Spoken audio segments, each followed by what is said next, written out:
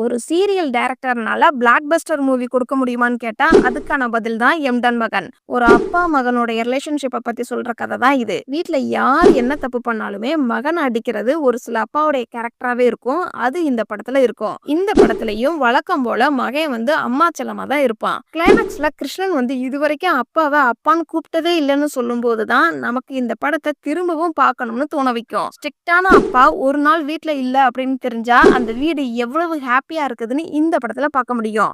என்னதான் அப்பா ஸ்ட்ரிக்டா இருந்தாலும் அப்பாக்குன்னு ஒரு கஷ்டம் வந்தா மகன் என்ன பண்ணணும்னு இந்த படத்துல பார்க்கலாம். எப்பெல்லாம் அப்பா கிட்ட கிருஷ்ணன் அடி வாங்குறாரோ அப்பெல்லாம் லவ் பண்ண பொண்ணு கூட சின்ன வயசுல பேசின வார்த்தைகளை வச்சு ஆறுதல் தேடுறது டீசென்டான லவ் ஸ்டோரி. நான் இந்த அளவுக்கு வேலையில வசந்திருக்கிறேன் அப்படின்னா அதுக்கு முழுக்க முழுக்க அப்பா தான் காரணம்னு பெருமையா மகன் சொல்றது. ஸ்ட்ரிக்டான அப்பாவை மீறி ஹீரோ லவ் பண்ண பொண்ணை எப்படி கல்யாணம் பண்ணா, கிருஷ்ணன் அவருடைய அம்மா தாய் மாமா அடிக்கிற காமெடி இன்னைக்கு வரைக்குமே ட்ரெண்டிங்ல இருக்குது. கிருஷ்ணனும் எம்டானும் எப்ப சேருவாங்க, அப்பாவுக்கும் மகனுக்கும் இடையில மாட்டிக்கிற ஹீரோயினுக்கு என்னாச்சு, எம்டன்னால மத்தவங்களுக்கு என்ன நடக்குது, ஒரு ஃபீல் குட் மூவி படம் பார்க்கணுமா அப்ப எம்டன் மகன் படத்தை மிஸ் பண்ணாதீங்க. இப்போ இந்த படம் சன் நெக்ஸ்ட் OTTல அவைலபிளா இருக்குது. படத்தை பார்த்தவங்க உங்களுடைய ஃபீட்பேக்கை கமெண்ட்ஸ்ல சொல்லுங்க.